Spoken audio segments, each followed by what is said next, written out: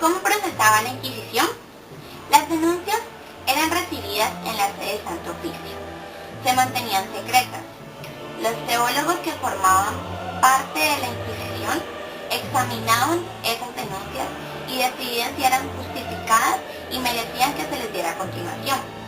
En caso afirmativo, el presunto culpable era arrestado y encerrado en la prisión de la Inquisición. Los acusados no tenían derecho a tener abogado, porque dado que eran enemigos de la religión católica, hubiera sido necesario que el abogado abogase contra Dios. Solamente estaban autorizados a recibir el consejo de un jurista que no formaba parte del personal de la Inquisición. Los acusados eran interrogados en sus celdas y luego sometidos a la tortura para que confesaran. Los suplicios más comunes eran el suplicio del agua y el del fuego. El acusado sometido a la tortura del agua estaba acostado con la cabeza más baja que los pies.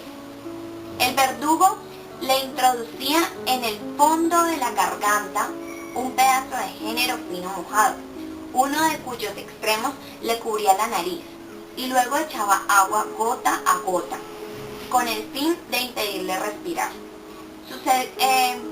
Sucedía a menudo que al final del interrogatorio, cuando el verdugo retiraba el pedazo de género, este estaba empapado de sangre, por los vasos rotos, por los esfuerzos que hacía el desdichado al tratar de respirar.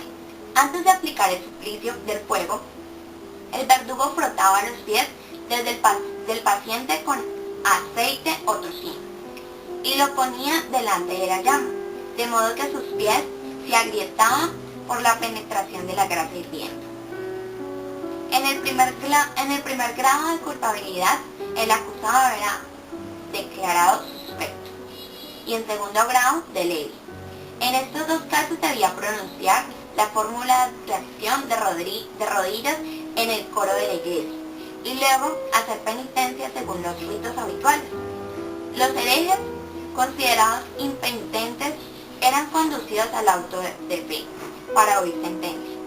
Si esta era favorable, eran condenados a ser estrangulados y luego quemados. Si era desfavorable, debían ser quemados vivos. Los condenados eran entonces munidos del San Benito y les cubría la cabeza con una mitra de tela gris, llamada coroza. El San Benito era una especie de largo escapulario que llegaba hasta las rodillas, generalmente de lana amarilla.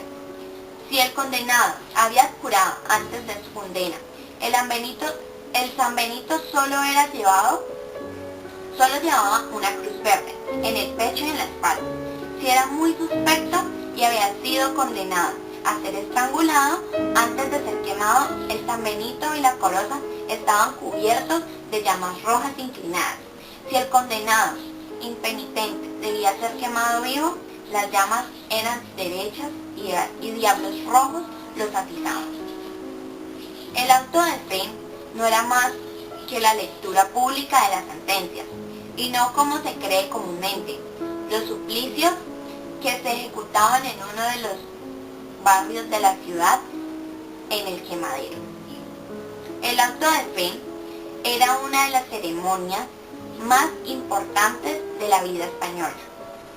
La víspera, los familiares del Santo Oficio recorrían a caballo las calles y precedidos de un alguacil y de heraldos portadores de una proclamación que leían en alta voz. Esta se componía de dos artículos. El primero, prohibía que hasta la ejecución de la sentencia en el auto de fe, nadie en la ciudad hiciera uso de armas ofensivas o defensivas, bajo pena de excomunión mayor. El segundo, prohibía la circulación de carrozas, literas, caballos o mulas por las calles donde debía levantarse el caldazo. El día de la ejecución, las calles estaban desde alba negras de gente que esperaba la salida de los prisioneros. Primero aparecía el dominico, llevando la cruz parroquial. Luego, dos filas de penitentes que con las espaldas desnudas se flagelaban. Después venía el fiscal del Santo Oficio, llevando el estandarte de Damasco, rojo con el escudo negro y blanco de la Orden del San Domingo, y las armas reales bordadas en oro y de la Inquisición. Detrás del fiscal desfilaban los prisioneros a 12 pasos uno de otro. Estaban cubiertos con el San Benito y la corona, con llamas derechas e inclinadas, según fueran condenados a ser quemados vivos o ser estrangulados antes de ser quemados. Los impenitentes y los blasfemadores estaban amordazados y tenían las manos atadas. Los reconciliables llevaban un San Benito gris con dos cruces verdes y un gorro puntiagudo de tela gris. Los prisioneros debían escuchar la misa ante un altar colocado ex profeso y luego un predicador trataba de inducirlos a la contrición por medio de un largo sermón. Después de la lectura de las sentencias, el arzobispo daba absolución eterna a los reconciliados, que eran conducidos inmediatamente a la prisión. Los otros, los condenados a muerte, eran conducidos al quemadero. Allí, los que debían ser estrangulados eran entregados a los ciudadanos del verdugo, que pasando una cuerda alrededor del cuello del paciente, la ajustaba más o menos rápidamente según lo que hubiera que hacerlo sufrir. Mientras tanto, los condenados a ser quemados vivos se retorcían en las llamadas y aullaban de dolor delante del monje, que les presentaba un crucifijo. Durante toda la ejecución, los religiosos de las congregaciones rezaban en voz alta y cantaban himnos. Algunos esperaban que por milagro un condenado pudiera escapar de las llamas para recogerlo, cuidarlo y convertirlo.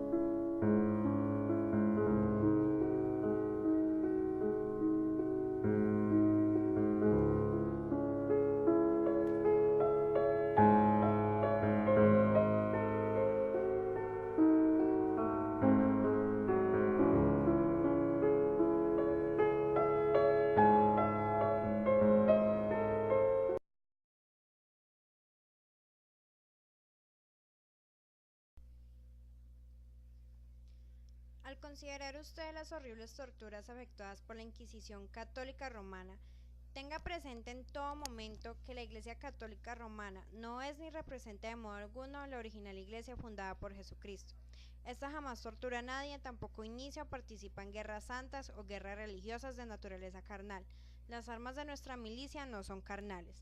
No toma venganza contra ningún enemigo de Dios o su Iglesia verdadera.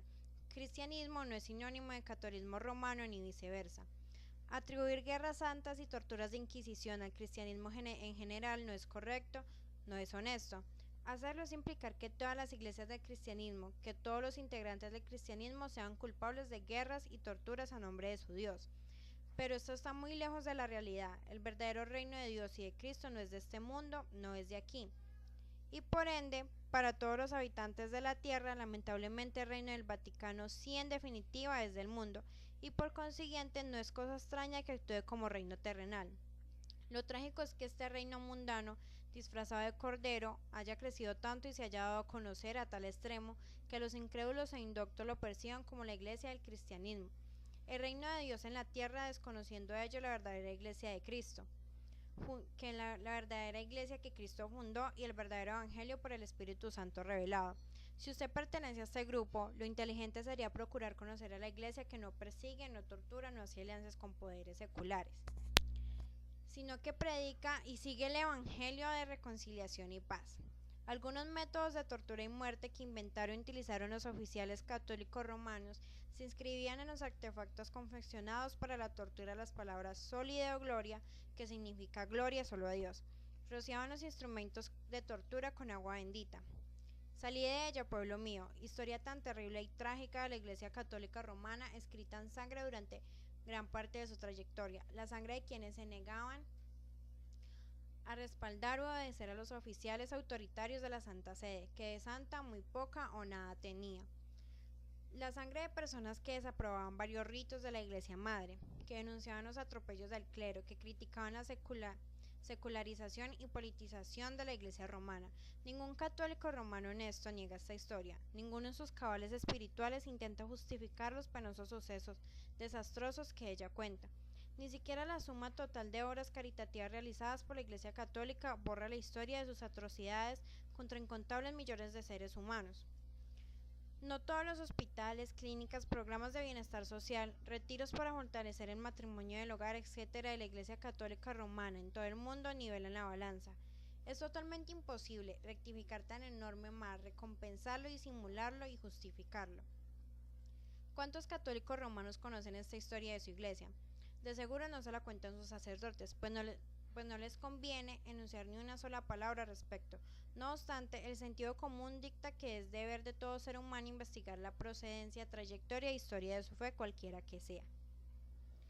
El origen de la Inquisición. Se llamó Santa Inquisición o bien Santo Oficio a la institución jurídica creada por la Iglesia durante la Edad Media. Su principal objetivo era investigar y dar castigo a toda aquella persona que fuera encontrada sospechosa o culpable de herejía. En sus inicios, la herejía era castigada con la excomunión. Fue más adelante cuando se implementaron las llamadas torturas, que en muchas ocasiones provocaban la muerte de las víctimas. La Inquisición no fue una institución que se creó acabadamente como la conocemos durante la expulsión de los judíos de España en 1492, y en su nefasta actuación con los conversos fue creciendo gradualmente y adaptándose a los acontecimientos de la historia que se dieron en Europa durante la Edad Media y el Renacimiento. Veremos entonces en este primer módulo los comienzos de la Inquisición en Europa durante el siglo XI, cuando aparecen las primeras Inquisiciones, por qué se instauró y en qué consistieron. Podemos distinguir tres formas de Inquisición: la Inquisición episcopal, Inquisición pontificia y Inquisición española. La Inquisición episcopal. Hechas estas aclaraciones, volvamos a la historia. El edificio de la Inquisición comenzó a construirse varios siglos antes de la gran conversión de judíos españoles al final del siglo XIV. Una vez establecida la ortodoxia, las desviaciones de ella son adquiridas, estudiadas por el obispo de cada diócesis y, comprobarse el delito, son castigadas. Esta es la primera forma de Inquisición conocida como Inquisición episcopal. Los castigos en estos casos eran castigos y penitencias canónicas, como ser asistir en ocasiones determinadas a la iglesia, rezar determinadas oraciones, hacer ayunos, etc. Mientras tanto, La autoridad del papado sobre los reyes y príncipes cristianos se afianza. Los reyes reinaban por mandato divino y para su coronación era necesaria la bendición romana. Además, el papado comienza a administrar las indulgencias. Inquisición pontificia. Vemos entonces como una serie de hechos que al parecer son sin relación comienzan a configurar otra forma de Inquisición. La Inquisición en España. Debemos hacer aquí una distinción entre la Inquisición en España y la Inquisición española, expresiones que parecen iguales pero no lo son. La Inquisición española es la que los reyes Isabel de Castilla y Fernando de Aragón establecen en España a partir de 1478 y que fue independiente y diferente del resto de la cristiandad. Sin embargo, en España también funcionó la Inquisición episcopal y la Inquisición pontificia, como veremos enseguida. La Inquisición era casi desconocida en la península hasta la fecha mencionada. En Castilla no había tribunal de la Inquisición y los delitos de la fe se atendían en los obispados. Era la Inquisición episcopal que ejercían los obispos en sus diócesis, pero estos estaban ocupados en otros asuntos y le prestaban poca importancia a la herejía. Por el contrario, en Aragón había un tribunal de la Inquisición pontificia establecida desde la época de la herejía albigense, que se había extendido desde Toulouse hasta la vecina de Aragón. Domingo de Guzmán, el primer inquisidor, había mandado a principios del siglo XIII a Raimundo de Peñafort como comisario y a instancias de este, el Papa Gregorio IX designó un tribunal de la Inquisición que se ocupó de erradicar la herejía albigense en Aragón. Luego de largas vicitudes, pero para la época que nos interesa, mediados del siglo XV, también el Tribunal de Aragón estaba casi olvidado. De la misma forma que los acontecimientos se fueron desencadenando para dar lugar a la creación de los tribunales de la Inquisición pontificia. También en España los hechos que sucedieron de tal forma que los reyes consideraron necesario crear la Inquisición española. Características especiales de la Inquisición española. La Inquisición española se diferenció de la Inquisición pontificia en primer lugar porque los inquisidores los nombra rey, no el papa, o sea, que pasan a ser funcionarios del Estado y corresponden a las políticas del reino. La segunda diferencia es que en los procesos no eran apelables en Roma. El tribunal se organizó de tal manera que Torquemada fue nombrado inquisidor supremo para Castilla, Aragón y Sicilia, formando parte del tribunal del cardenal Mendoza, Miguel Morillo y Juan de San Martín. La sede primitiva estaba en Sevilla, trasladándose luego a Toledo. La autoridad del Inquisidor Supremo era inapelable. El Inquisidor Supremo predecía un consejo llamado Supremo, compuesto por 5 ministros. El Papa Clemente VIII les otorgó facultades de revisar todo tipo de impresiones y manuscritos y de prohibir la lectura y circulación de todos los libros y papeles que juzgasen perjudiciales a la moral o contrarios a los dogmas y ritos y disciplina de la Iglesia.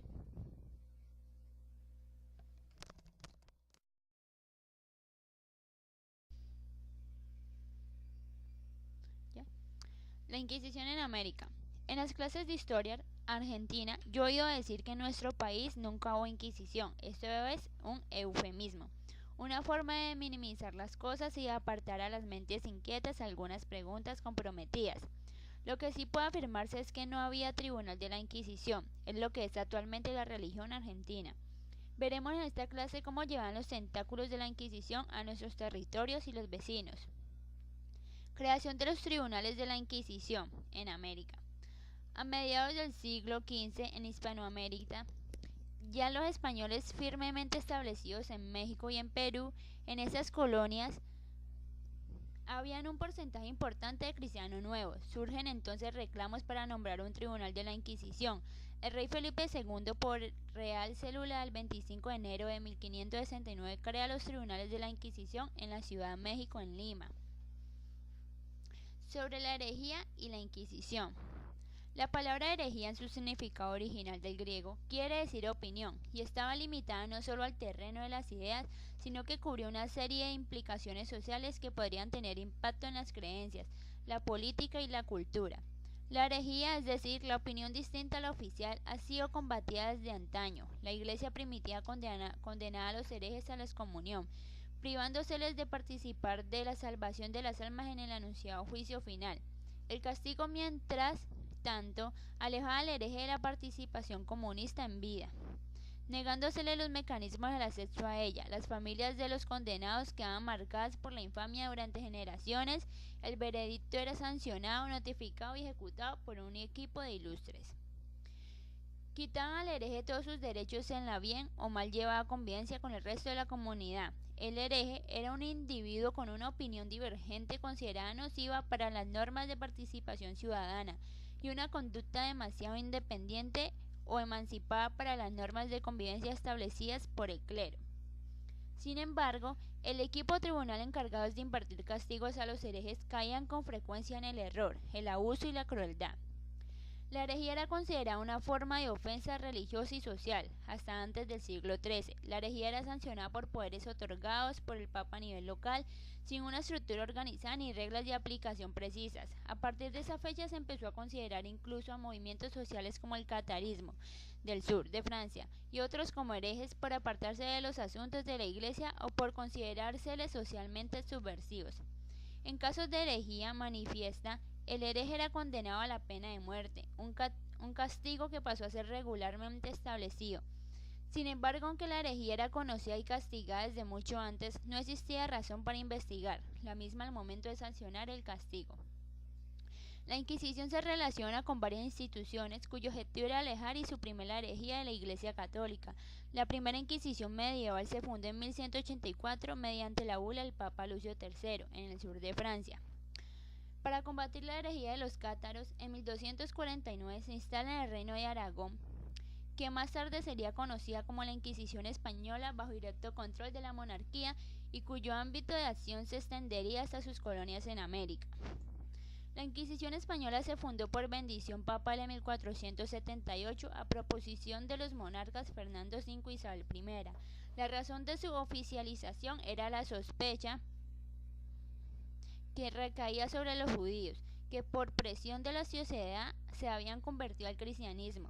Más tarde se extendió a los musulmanes conversos, moros o moriscos, y después a quienes pudieran caer en tentación de apoyar el naciente protestantismo de Lutero, un fenómeno o creencia arraigada en lo popular, simbolizando la figura de la bruja copulando con el demonio. Se convertiría en motivo probado para ejecutar a mujeres acusadas de prácticas hechiceras. En 1484 Inocencio VIII, mediante la bula, haciéndose eco de la leyenda popular, declara oficialmente la existencia de la brujería y se da comienzo a la caza de brujas. Personas de ambos sexos que fornican con los demonios, que mediante hechizos y conjuros sofocan, extinguen y hacen desaparecer la fecundidad femenina, la propagación de los animales y la mies de la tierra.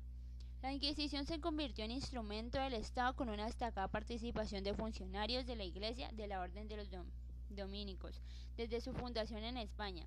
La Inquisición se dedicó a perseguir conversos al cristianismo y focos protestantes nacientes. Más tarde, a falta de reos para juzgar, el tribunal inquisidor extiende su manto de sospechas hacia los nuevos cristianos, la censura de los libros, la homosexualidad, la blasfemia, el incumplimiento del celibato, al cortar la libertad de expresión e impedir la propagación de ideas ilustradas o excesivamente progresivas.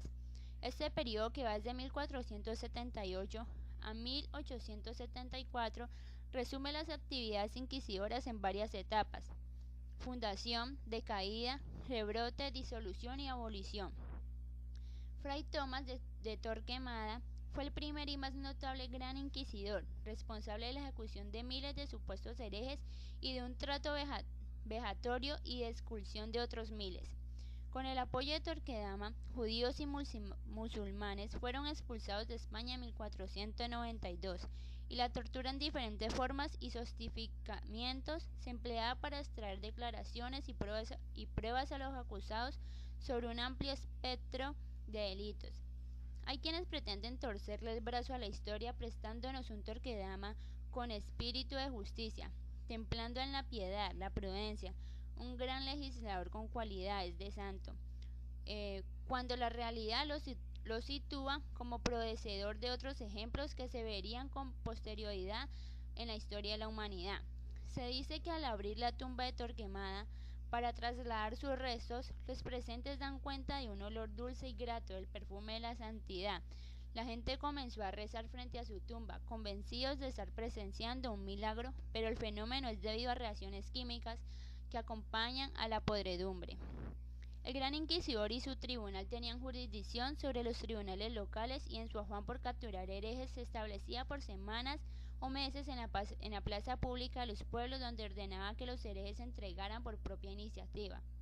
Si el sospechoso no se hacía presente, el tristemente célebre delator que, por aversión personal, motivos dudosos o suspicacias diversas, se encargaba de revelar la identidad del hereje, quien era detenido por la policía inquisitorial para ser juzgado. La sentencia del castigo se pronunciaba en la ceremonia pública y en estos podían consistir en una peregrinación, un súplico público, una multa, cargar con una cruz, confiscación de propiedades, encarcelamiento, prisión perpetua o la muerte. El campo de acción de la Inquisición se ampliaría con el tiempo a los grupos heterodoxos como hermandades y luego a brujas, hechiceros, adivinos, vígamos, sodomitas y usureros.